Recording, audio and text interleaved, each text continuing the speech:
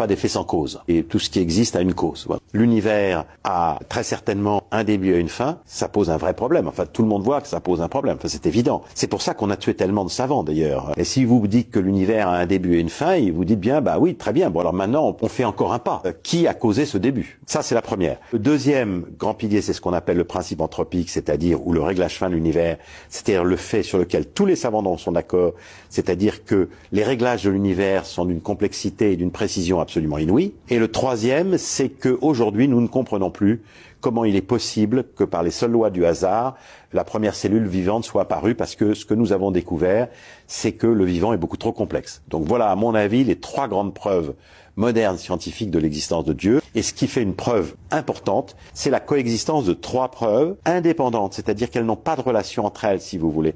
Et elles sont convergentes, elles vont dans la même direction. Donc je pense que ce sont là les preuves, pour moi, ce sont les preuves scientifiques de l'existence de Dieu qui sont les plus fortes. Il y a la complexité inouïe de la moindre cellule vivante qui ressemble quasiment à un vaisseau spatial avec des ordinateurs, des logiciels, etc., des choses très très complexes. Et l'étonnement des scientifiques.